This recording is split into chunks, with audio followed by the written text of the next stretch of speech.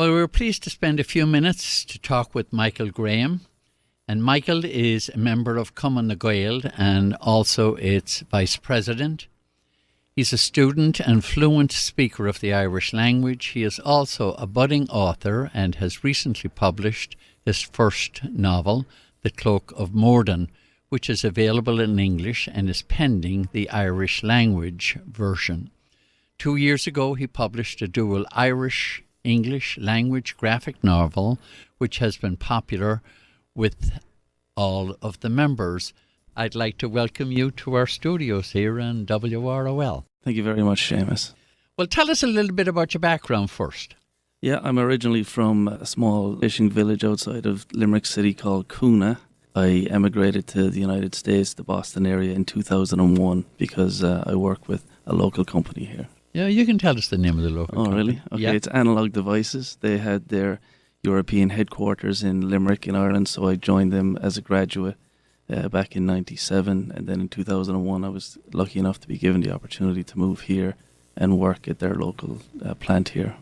Okay, now you happen to be an active member of Cumann na Gael, and apparently, you know, we have many, many areas now where you can study the language, which is not the way it was before, but you're also very active in the administration of Cumann na Gael. So what possessed you to take that up and carry the ball? Yeah, I have a strong interest in Irish culture, tradition and language, and just probably brought to the fore in me by being away from home. So, you know, as the phrase goes, once the well goes dry, you know, kind of you don't miss it. So I took the opportunity to get involved with Cumann na Gael when the opportunity presented itself, taking classes to begin with, and then offering to help on the board, and before I knew it, becoming the vice president. So that's where I am right now. Okay. Tell us a little bit about, you're a budding author, as I understand it, but you've already published. That's right. A couple of years ago, I had a little story in Irish written, and it was something that I would like to, you know, put in print, and the idea of having it in a bilingual format was of interest to me because I knew that there was a lot of American people of Irish heritage around here who would be interested in speaking the Irish language and maybe be hesitant to take that first step, maybe taking a class or diving headlong into it.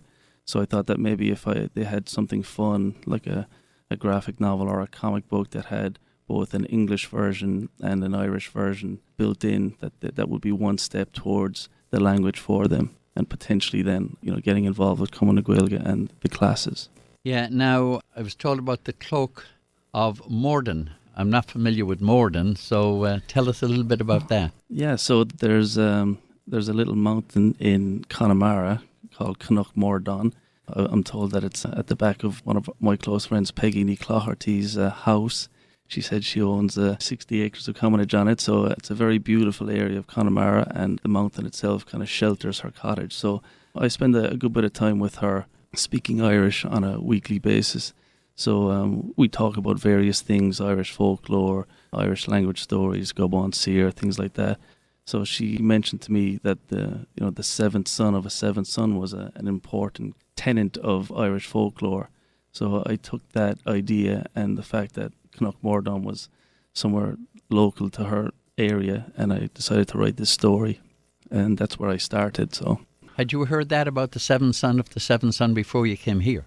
Yeah, I mean, I did have an interest in Irish folklore and the fact that, you know, numbers like 3 and 7 were important in Irish language stories, and specifically that, you know, the heroes invariably had great powers, whether that be, you know, invincibility or great knowledge, for, you know, the Salmon of Knowledge stories or Clown Ushna, things like that.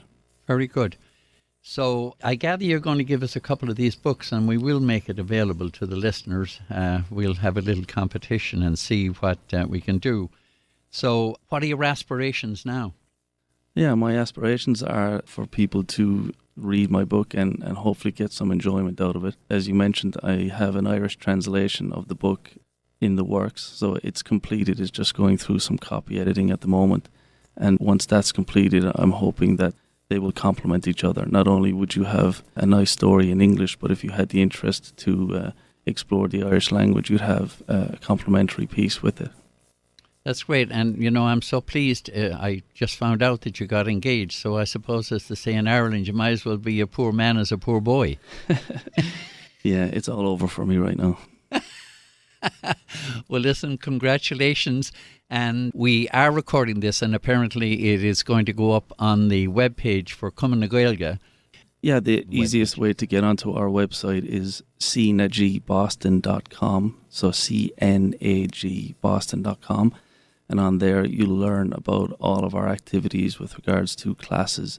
So we host classes at the Irish Cultural Centre, a spring and fall term, and we're working to introduce a new offering at the IIIC in Boston in January. So that will be a beginner and an advanced beginner offering that will hopefully cast a wider net from the Cumann, so that people, if they can't make it down to the ICC, there'll be something available in the city of Boston for them. So we're hoping that is a success. As well as that, we run a Circle Cora, which is, I guess, a conversation group on a bi-weekly basis at various watering holes around the city of Boston. So anybody who's interested in coming and shaking off the rust from their Gaelic or joining in a fluent conversation, they're welcome to do so. And we have our Christmas party related to that Circle Cora coming up on the 17th of December at the Canadian American Club in Watertown. That's December 17th at 7 p.m. And yes, I'd like to make a special request from you, if that's okay. Okay, and your request is? Yeah, 2015 was a fairly rough year for our family, so we lost a couple of dear relatives. Their names are Marcus Costello and Dahi Hayes, and the song Caledonia by Dolores Keane was a song that Marcus particularly held very dear, so I'd like to make that request and send it out to my family in Ireland and Australia. Well, here is the song. It's by Dolores Keane. It is Caledonia, and we're very, very happy to do it, and I'll give you the last word. Yes, thank you very much, Seamus, for the opportunity, and Tasúlagam go buna bhór loch déiseachta an taitne was an nolog agus go méid ábhlíonn faoi rá ag chuile gine gur míle magat. And give it to the listeners in the Bearla. I hope that your listeners get a lot of pleasure from the Christmas and that they have a very, very successful New Year. Oh, that is just great. Well, anyway, the one that he had asked, and that is Caledonia, and here it is.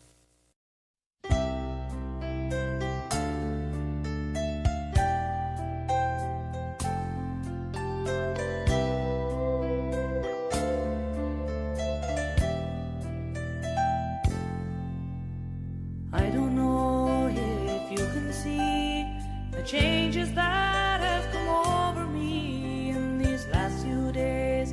I've been afraid that I might drift away. I've been telling old stories, singing songs that make me think about where I come from. That's the reason why I seem so far away today. Let me tell you that I love you, that I think about you all the time. Caledonia, you're calling me, now I'm going home. But if I should become a stranger, no, it would make me more than sad. Caledonia's been everything I've ever had.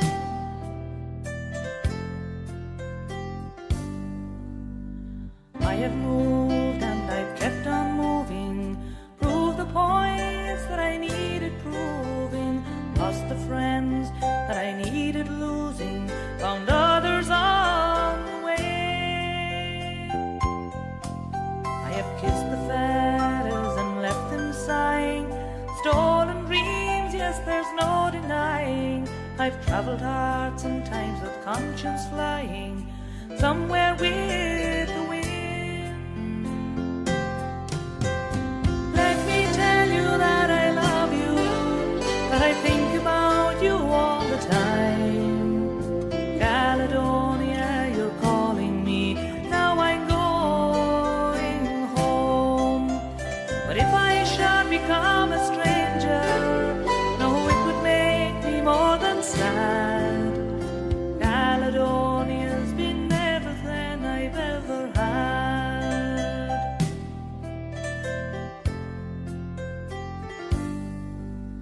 I'm sitting here before the fire, the empty room, a forest choir. The flames have cooled, don't get any higher. They've withered now, they've gone. But I'm steady thinking my way's clear, and I know what I will do tomorrow. When the hands have shaken, the kisses flowed, then I will disappear. Let me tell you that I love you, that I think about you all the time. Caledonia, you're calling me, now I'm going home. But if I should become a stranger, no, it would make me more than sad. Caledonia's been everything I've ever